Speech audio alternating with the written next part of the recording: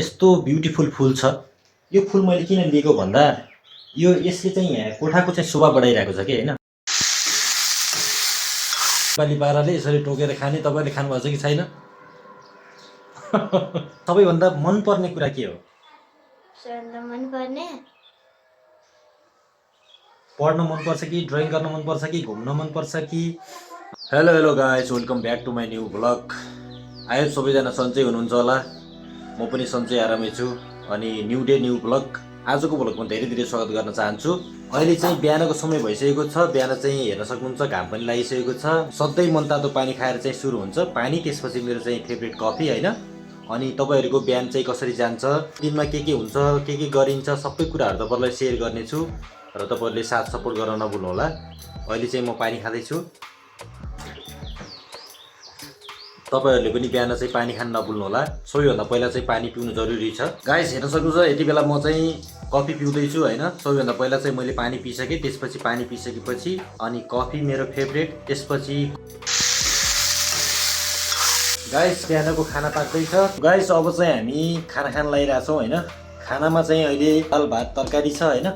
अब चाहिँ खाना खानु पर्ने छ साथीहरु। तपाईहरुले खाना खानु भयो कि भएन? सियो। यस्तो ब्युटिफुल फुल छ। यो फुल मैले किन लिएको भन्दा यो यसले चाहिँ यहाँ कोठाको चाहिँ शोभा बढाइरहेको छ कि हैन। यो मैले दुईटा लिएको थिएँ। यसको अनि यो फुल मात्रै होइन कि यसको चाहिँ यो गमला जस्तो छ नि, यो गमला पनि यसको एकदमै राम्रो छ, एकदमै ब्युटिफुल छ हैन। यो सोचे जस्तै छ अनि यसको ब्युटिनेस हैन। अनि यो हुन त प्लास्टिक हो तर मलाई एकदमै मन परेर लिएको। यो मैले दुईटा लिएको थिएँ हैन। अलि महँगो छ, एकदमै राम्रो छ, हेर्न सक्नुहुन्छ। गाइस दिउँसोको नास्ता खाँदैछु। यो तपाईहरुतिर यस्तो रोटीलाई के भन्छ हेर्न सक्नुहुन्छ कि यसलाई चाहिँ माडा रोटी भन्छ हैन। माडा रोटी खाँदैछु म। मिठो छ, नेपाली पाराले खाने हो, कुनै उत्कृष्ट तरिका होइन, एकदम नेपाली पाराले यसरी टोकेर खाने। तपाईले खानु भएको छ कि छैन? गाइस म चाहिँ जेनिसालाई केही क्वेसन गर्न गइरहेको छु हैन।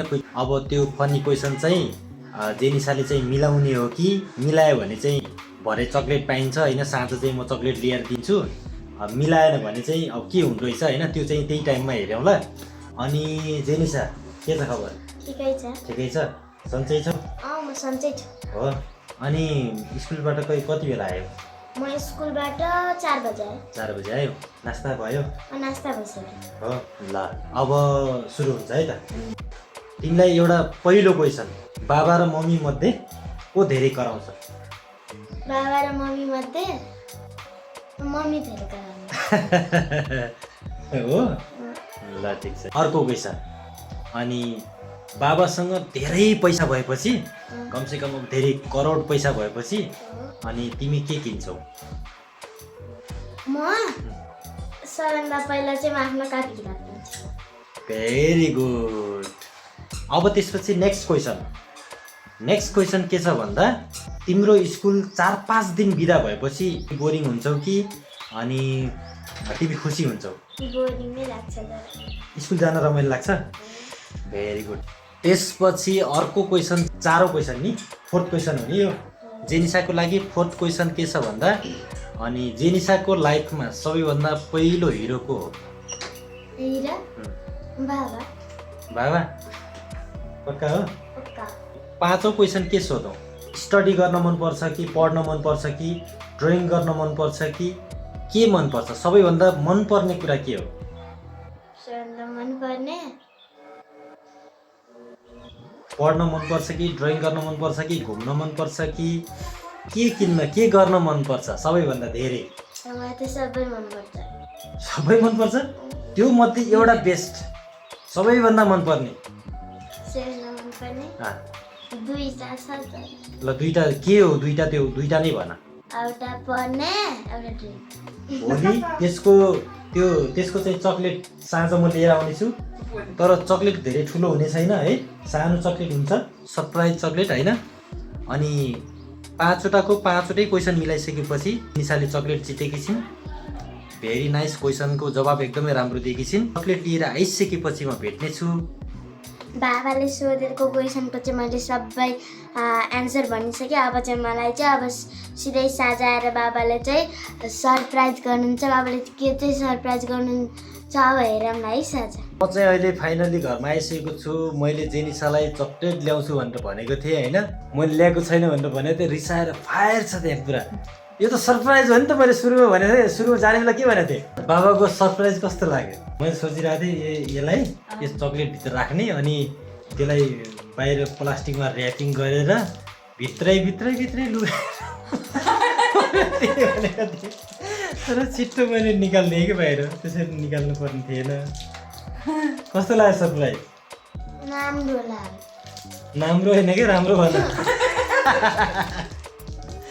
कस्तो लाग्यो सरप्राइज? राम्रो लाग्यो। राम्रो लाग्यो? त के भन्छ अब, यस्तो सरप्राइज राम्रो हुँदो रहेछ कि नै? सरप्राइज कस्तो हुन्छ त भनिदेऊ नि त अनि त्यहाँ। मनाउनै पर्थ्यो र। सरप्राइज भने त्यस्तै हो त हो नि। यो 81 लिएर दियो भने त ल चक्लेट ल्याएर दियो सकियो नि। बाबाले चाहिँ मलाई सरप्राइज दिनुभएको रहेछ अनि म चाहिँ सरप्राइज दिँदाखेरि रोएँ। यहाँ यो दुईवटा 7 स्टार ल्याइदिनु भए अब पछि म खान्छु। गाइस तपाईँहरूलाई सरप्राइज कस्तो लाग्यो? तपाईँ ल्याएको छैन भनेर सरप्राइज दिएको होइन, 81 रिसाएर पुरा फायर। त्यहाँबाट पछि मैले दिएपछिमा चाहिँ एकदमै खुसी। सरप्राइज कस्तो लाग्यो अनि आजको भ्लग कस्तो लाग्यो तपाईँहरूलाई? भ्लगलाई तपाईँहरूले सुरुदेखि अन्तिमसम्म हेर्न चाहिँ नभुल्नु होला अनि कमेन्टमा चाहिँ मिठो कमेन्ट छोड्न नभुल्नु होला। र यस्तै किसिमका रमाइला भिडियोहरू फेरि ल्याएर आइराख्नेछौँ। आजको भ्लगबाट बिदा लिन्छौँ। By by.